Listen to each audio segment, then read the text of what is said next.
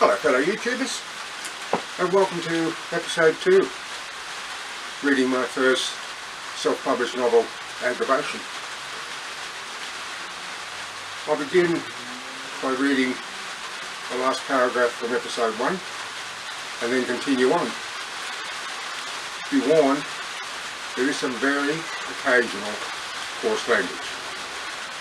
Clyde had inherited the family home from his father, but the house had originally been owned by his maternal grandmother, who had passed it on to his mother when she passed away. His parents had always rented before his mother's inheritance, so it made for a pleasant change to live in a house that his mother was finally able to once again call home, a home where his mother had been raised at a time when the basic wage was £4 10 shillings a week, and the cost of a house represented 20 years' wages, and by today's standard probably still would. Clyde didn't expect he'd be in for an extended period of wait before the house found a buyer, probably the way the market was at present. In fact, if he put the house up for auction, and considering the demand for inner city residences, there was a real chance that the house could top $1 million or more. But weight or not didn't matter to Clyde. He was financially secure and wasn't reliant on the proceeds from the sale of the house in order to purchase a residence in Waltham. And with the most expensive of the 16 listings being $435,000 for a triple front brick veneer on 5 acres just west of town, he could do so without losing a wink of sleep wondering how he was going to balance his bank account. Clyde had worked 50 of his 65 years, but hadn't found his lot in life until late in life. Until he commenced full-time writing in 2000, age 55, Clyde had worked for the same company since leaving school in 1960, age 15. As a child in primary school, Clyde had never had the aspirations for a particular career as children often do, but rarely achieve. Nor did that change during his years in high school, as it was with those whose earlier aspirations had the appeal, no longer held the appeal they once thought they did. Instead, as soon as Clyde celebrated his 15th birthday, he turned his back on school and looked for work, something his father had been in agreement with, considering his son's poor scholastic record, and a matter of undeniable fact to Clyde himself. He had hated school, and once he had learned to read and write, Clyde found the regimen of school basically a waste of time. The school curriculum taught, to his mind, very little, and paled when compared to what he was able to teach himself from the library books that weren't part of the school education, but lined the shelves of local public libraries. And it comes no surprise to Clyde, he had sought employ with a bookstore located in George Street, Sydney. Gimmicks had been there for as long as Clyde could remember, and he had simply introduced himself to the manager and asked for a job without beating around the bush. After all, Clyde had reasoned, the worst that could possibly happen was a no, and Clyde had never been afraid of that word. But the exact opposite had happened, and the very next day he went employed as a stockboy. And with the exception of rising among the ranks of that of store manager in 1974, Clyde remained with the company for 40 years. He would have remained in that position for another 10 years and retired at 65, had it not been for his once pleasurable pastime of writing becoming an unexpected moneymaker. He had never envisaged and had absolutely no illusions of becoming a published author whatsoever. For Clyde was a realist when it came to such things, knowing firsthand from decades of experience what the prerequisites were just to get a foot in the door, let alone for your work to be even remotely considered. Chief of those prerequisites was to engage the service of an agent. And if you weren't prepared to do that, which Clyde wasn't, then the only option remaining was to send unsolicited manuscripts to publishers and hope for the best, which Clyde hadn't been prepared to do either. He wasn't afraid of rejection, not in the least, but the idea of preparing a store of manuscripts that he would never see again, and the publishers wouldn't be bothered to read and wouldn't have the decency to acknowledge, just didn't appeal to Clyde at all. And besides, once you had an agent, you had to keep in touch, otherwise you'd cease to exist in their eyes. And if you weren't prepared to encourage them to pull their finger out and do what you were paying your hard-earned money for them to do, then you were wasting your money and were better off without them. But since the advent of the World Wide Web and all that ensued, budding authors, if they had the money, were in a position to self-publish.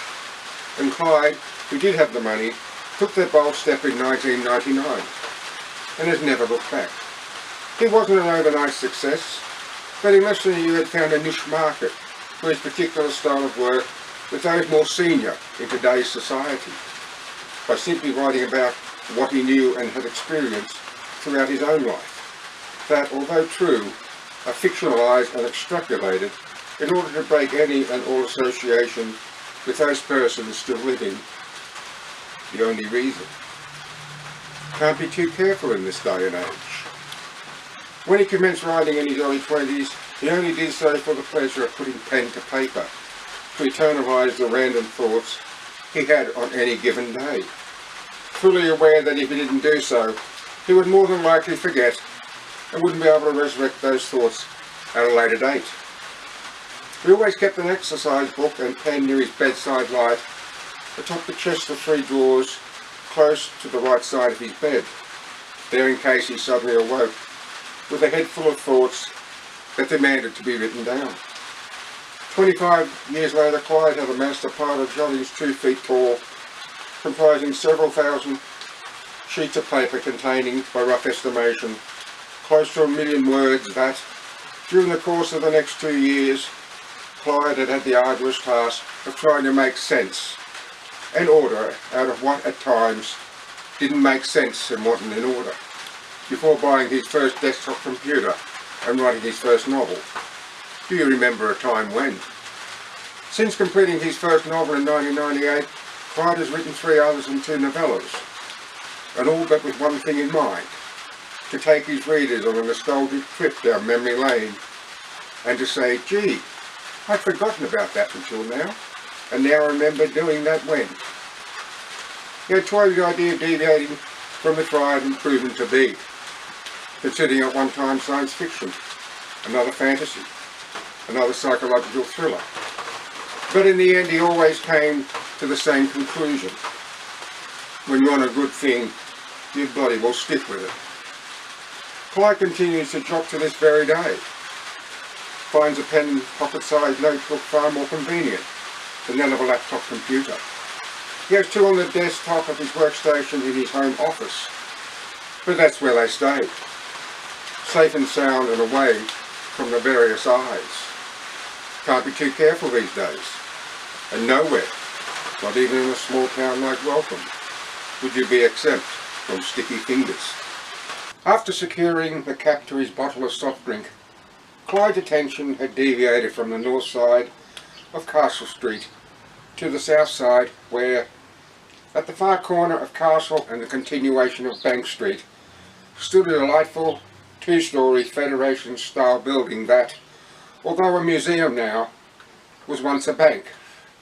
And if the 2 massive front doors were anything to go by, then a very secure bank it must have been. And it was obvious that the local historians maintained the building, at least the exterior, for it was, with the exception of 2 words, Melinda Sucks, some idiot had scribbled with a black felt-tipped pin on the lower right sandstone corner block, another one of life's aggravations, all but as new and pristine as the day it first opened for business, according to local history, a century ago. Clyde hadn't been able to see past the right corner of the Bank Museum building because the Main Street dogleg to his left, but if the hint of warning he'd been able to see with any indication, then there was every chance it was a mirror image of that across the street. On the corner nearest was the Welcome Community Credit Union building, as new and pristine as the Bank Museum building, but without the history. It was very late 20th century, all glass and aluminium, that was only matched by the front of the newsagent, chemist and the supermarket. And because it was such a recent addition to the main street, and an anachronism to boot, it occurred to Clyde that it must be a true community credit union, rather than a savings and loan with a hint of belonging to the community. Clyde had liked that. He was all for people pulling together and forming their own financial institutions and giving the big four banks the finger and keeping their money where it rightfully belonged and where it did the most good. In fact, if Clyde did settle in Welcome, he had decided there and then that his money would too. And besides, there was only one bank in the town, and Clyde had never done business with it in the past, and he wasn't about to do business with it now. But just when Clyde had had enough familiarising for the time, and had decided to commence his tour of inspection and discovery, he had heard a noise, distant to begin with, but unmistakable nonetheless, and getting closer and louder with every passing second. There was a thumper in the town, and if there was one, there were bound to be others. Goddamn mindless aberrations that they were. Clyde, for the life of him, just couldn't understand what possessed someone to indulge in such blatant antisocial behaviour. Are they so stupid, so vacuous of mind, that they think the masses think they're cool because of it? Oh, here comes what's his name. Ain't he just the coolest of the cool? Probably. The fucking dimwit. If some moronic imbecile wants to rape and violate what little brain they might possess and lose their hearing while they're at it, then don a pair of earphones and keep the noise to themselves, instead of letting the entire shire, who don't think they're cool at all, know what a complete and arrogant arsehole they are. But no, pump it up and out and to hell with anyone else. Let it rip, and you can all go fuck yourself as far as I'm concerned. By God, how Clyde detests that noise and the noisemaker. Even with the driver's side window up, the noise had aggravated Clyde to the nth degree. And as he had sat and watched as the dark green Holden utility came into view, he had thought, if I become a resident of this town, my little cherub, I'll have to do something about that insidious noise of yours. And you too. And any others of your persuasion as well. Clyde had had very little success with the thumpers in his street, but here in the country he just might be able to make a difference. Although what he would or could do, he hadn't known at that particular time. But at the time, and he would have sworn on a stack of Bibles to this, as the plate glass window of the credit union building vibrated from the invisible sound waves the noise generated, and with the driver of the disco on wheels only a dark present, as he reversed parked the utility at the curbside in front of the Sundowner, all he had wanted to do was shoot the son of a bitch as soon as the Neanderthal showed his face. Hey, fuckknuckle, do you want to hear a really, really loud noise? Clyde had thought, seeing himself at first pointing the muzzle of the shotgun at a Tur's head, then prodding his chest and poking the family jewels. A really, really, really loud noise? You goddamn inconsiderate, parvanistic cunt. Such was Clyde's rage at the time. A rage that hadn't abated even when the noise abruptly ceased, and the young, long-haired parasite had emerged from his vehicle, a look of utter contentment on its face, as he had stood for a moment or two looking around, as if expecting a round of applause for his insidious behaviour. In fact, Clyde's rage had only intensified, fuelled by the sight of the cur pocketing his car keys and casually making his way toward the double-door main entrance to the pub where, just before entering, he had stopped in mid-stride to pat down the rear pocket of his pants, then, satisfied with whatever he had felt, continued on, then disappeared in the interior of his favourite watering hole. Where does one so young get the money, Clyde had asked himself, to drive such an expensive vehicle and have all the free time in the world to do nothing but drink and make a damn nuisance of itself. The doll wouldn't come within a bull's roar of maintaining its and those of its ilk luxurious lifestyles. And it's patently obvious it and the others don't work, so where does the money come from? It was a question Clyde had asked himself countless times in the past, and at that time, like others, he was in many minds. One thought had occurred to him time and time again, a real possibility, was that a few had wealthy parents. But with those that made up the majority of the teeming proliferation, that just wasn't a possibility at all. No. All those less fortunate were either out-and-out dole bludgers who made a career of being unemployed, or into something illegal that paid handsomely. And with many it was probably a combination of the two. But whatever the reason, there was one thing Clyde knew beyond a shadow of a doubt. They were all a pox on society that needed a wake-up call, the likes of which would have them thinking before they didn't do it again. Must be some way to deal with pissheads like those, he had thought, starting his car. Got to be some way without falling foul of the law, as he had indicated his intention to pull out from the curb. Perhaps some kind of psychological warfare merging onto Castle Street. Yes, psychological warfare turning into Bank Street. Won't know what to make of it, they won't. Oh no, drive the noisemakers nuts for a change. 3 minutes later, and Clyde had brought his vehicle to a stop on the far gravel shoulder of Baker Street, directly opposite number 25. A minute later he was driving west along Baker Street, a line through the address on the page of his notebook, and but one thought in his mind. Oh well, 1 down, 15 to go. There hadn't been anything wrong with the street.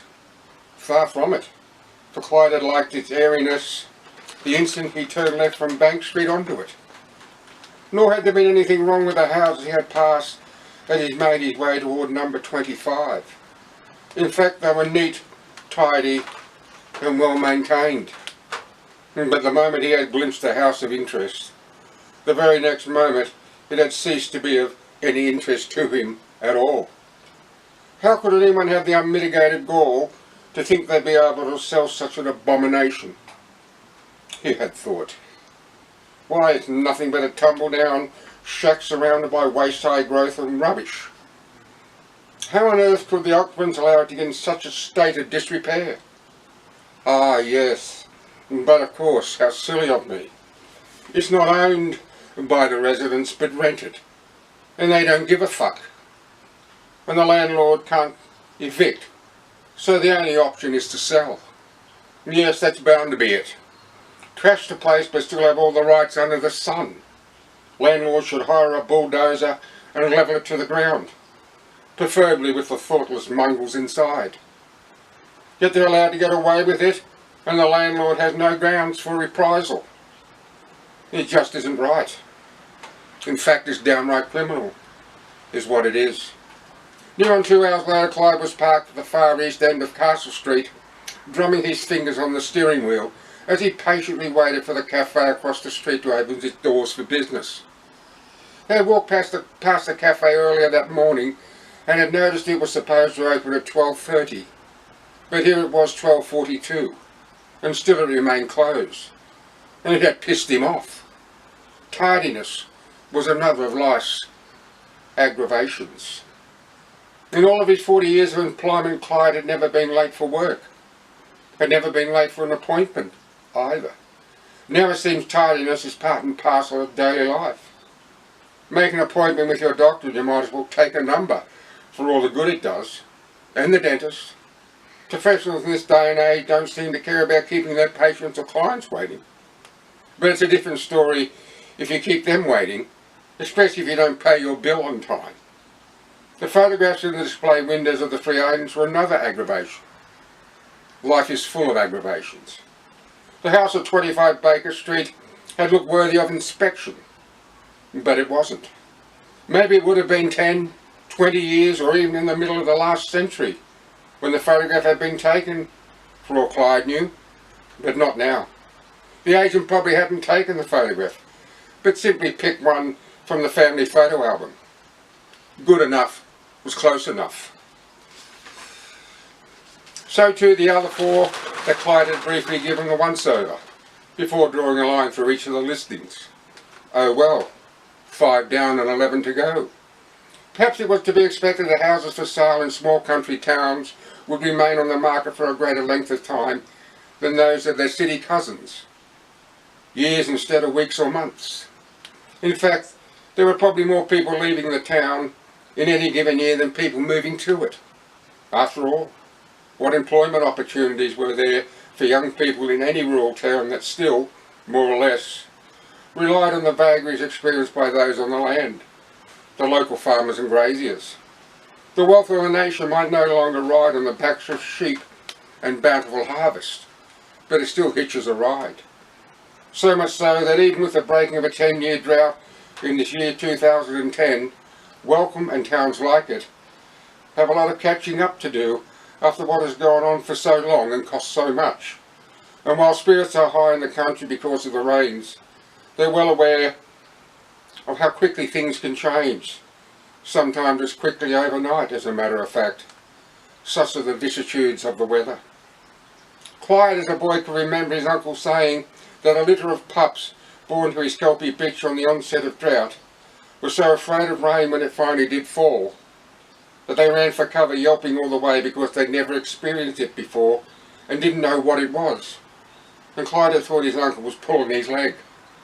He knows different now. He also knew that when you run a business, you should go to extraordinary lengths not to keep your customers waiting, even when your business is the only one of its kind in the town. But here it was, 12:45, and still counting and drumming, and the cafe across the street still remained closed, which meant to Clyde that either something untoward had delayed the opening, or the owner wasn't afraid of losing customers and just didn't give a fuck. If it was the former, then all would be forgiven. But if it was the latter, and Clyde would know either way, then they could say goodbye to any further patronage on his part. The owner would never know that, but he or she or both would wonder why the older man with the big ears and prominent nose, who had dined once in their establishment and informed them he would soon be a resident, hadn't returned, when he or she or both had seen him in the main street on many occasions. And they would. Clyde would make certain of that. Give Clyde Phillimore the finger of insouciance, and he automatically went into his little black book, in that part of his brain so reserved. But just when Clyde's patience had expired and the rumblings of his stomach and the slight nausea told him it was time to seek nourishment elsewhere, the front door opened and a young woman wearing a blue apron over a black skirt and a white blouse and carrying a white sandwich board emerged. An attractive young woman she was too. Not that would have any influence on Clyde's decisions if he had been wronged, but it would be a pity if it had because of what he would be missing out on. Clyde wasn't interested in sex anymore, but he did like to admire a shapely form and a pretty face, and if he could do so while taking his time over a meal, then so much the better. One had to be careful doing that these days, for it seemed to Clyde that some of those young and attractive women who dressed in a way that demanded attention drew the line when that attention was from an older man who they thought, before voicing those thoughts in no uncertain terms, was a filthy-minded old fart who should know fucking better. And they seemed to take immense satisfaction from their outbursts of vociferous foul language and the humiliation that their behaviour has had on the poor unsuspecting soul, going as far at times to confront and let loose with further expletives, as if for the benefit of those ears who hadn't heard it in the first instant. So charming, the sort of young women every mother would be ashamed to admit they had given birth to, and the type you would only invite home for dinner if you're an intoxicated dimwit living in a cardboard box without a light. But as soon as Clyde entered the cafe, the young woman had asked if he had been waiting long, apologising even before Clyde had had the chance to open his mouth. She had looked better to Clyde with every passing second. his further patronage was guaranteed. Her name was Louise, according to the name tag fastened near the top pocket of her apron, and Clyde had thought what a delightful, old-fashioned name it was too, as delightful as the young woman who wore it. She bore a striking resemblance to a young Barbara Rush, an American actress who had featured prominently in many B-grade movies of the 50s and 60s, although there was certainly nothing B-grade about her appearance. Clyde was in the habit of assigning look-alike to as many people as possible, mainly because he gave the reader a more personal insight to the characters in his books. A picture to add to the dialogue, if you will. But other than that, it was something he had done for as long as he could remember, that as the years progressed and the movie and television industry expanded accordingly, he had and would always have an increasing wealth of new faces at his disposal to assign lookalikes to. He had considered mentioning the resemblance to her, but because of her age she might not know who Barbara Rush was and wouldn't know if it was a compliment or not, so decided not to. Maybe when he became more familiar with her, or maybe he should try to assign a lookalike from the modern era, one she would know of and wouldn't be in two minds about. Yes, but who? With the beautiful face of Barbara Rush so vivid in his mind's eye, he had doubted if that would be possible, ever. But aside from her natural beauty and generally friendly demeanour, she had a pleasing tone of voice that was completely free of the aggravating, nasally, throaty tones so common with many young women of her generation. Clyde had often wondered how that particular tone had evolved, thinking perhaps it was a result of children no longer having their tonsils and adenoids removed, where once upon a time it was common practice to do so whenever they became inflamed. But if that were the case, why is it that only some young women are afflicted so and others aren't, and young men don't seem to be afflicted at all? Maybe it wasn't physical at all, but a conscious decision on the part of some to imitate the vocal mannerisms of a famous or infamous singer or actress. Now that, Clyde had surmised, wouldn't surprise him in the least. It had come as no surprise to Clyde that Louise hadn't been satisfied with a mere apology for being late, explaining the circumstances responsible, as she had ushered him to a table. A flat tire on her way to town and an equally flat spare had forced her to drive slowly the remaining few kilometres to town and the BP service station, where she had left the car for repairs. Clyde was familiar with the service station after refuelling his car there Sunday afternoon, and for the first time in a long time, the word service, in a world dominated by self-serve, was exactly what he had received, and Clyde had liked that. Clyde had liked that a lot. And he had liked too that Louise had listened and understood every word he had said, instead of having her mind somewhere else and needing to ask him to repeat himself because of it. Airheads and nincompoops were another of life's aggravations. Might as well talk to yourself for all the good it does trying to talk to an airhead and nincompoop. Thumpers, among other things, are airheads and nincompoops, but unlike normal airheads and nincompoops, their minds aren't just someplace else. Their minds have ceased to exist. Clyde spent an hour or so in the cafe known simply as the Cafe, a name without airs and grace that served food as good as any Clyde had ever tasted, and served by a host with such charm and impeccable manners that he wondered why the cafe had so few customers. "It's always quite a Monday," Louise had said, after he had asked while paying his bill, adding that it was only she in attendance on any Monday, and that she didn't mind that because it gave her the opportunity to give the kitchen a good clean, and that she hoped he had enjoyed his meal and would look forward to serving him again, if by chance he happened this way again. "I'm always here," she had said, rather solemnly, as Clyde had turned to walk away, and he had wondered that if her bubbly persona belied her true feelings. He hoped not, but he had a feeling that all might not be well with the delightful young woman he had instantly taken a liking to. Following such a pleasant interlude after what had been an otherwise ordinary morning, Clyde had been feeling too good to go off in search of something as mundane as a house. And besides, all those houses had been sold for God only knows how long, and they'll continue to be tomorrow, and for many more tomorrows to come. He had noticed that there was a river close to the town, the Trafalgar, and the idea of whiling away the afternoon strolling the river bank and admiring the riparian scenery would be far more interesting and enjoyable alternative. The river in fact was so close to the eastern end of town that Clyde could have walked to the spot he had parked his car in less than 10 minutes.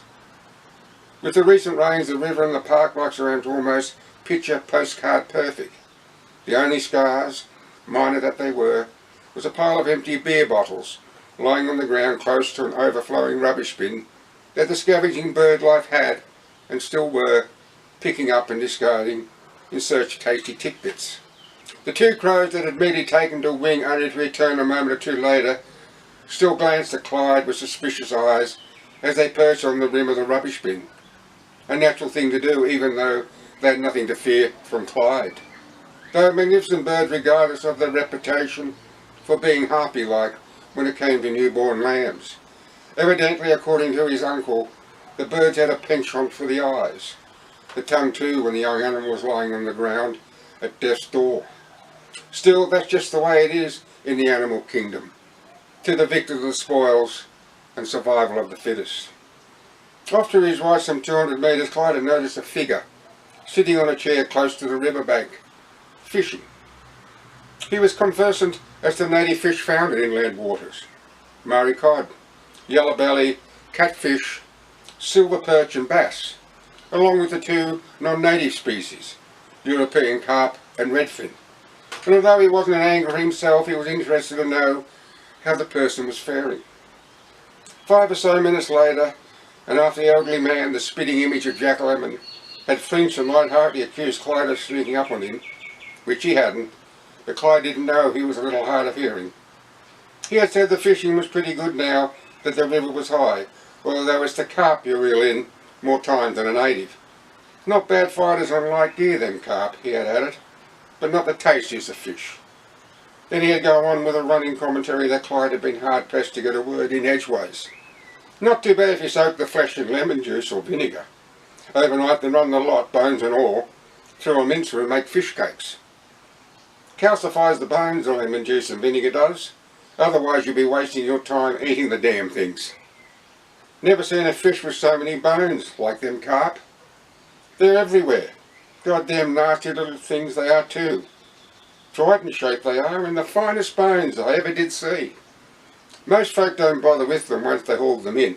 Just leave them on the bank for the feral animals, birds and insects to take care of. It's illegal to put them back in the water. Don't understand why they put them in the water in the first place. Just plain stupid thing to do, as far as I'm concerned. You must be new around here, ain't seen you before. Would have recognised you in an instant, if you were a local. Looking for a house, you say.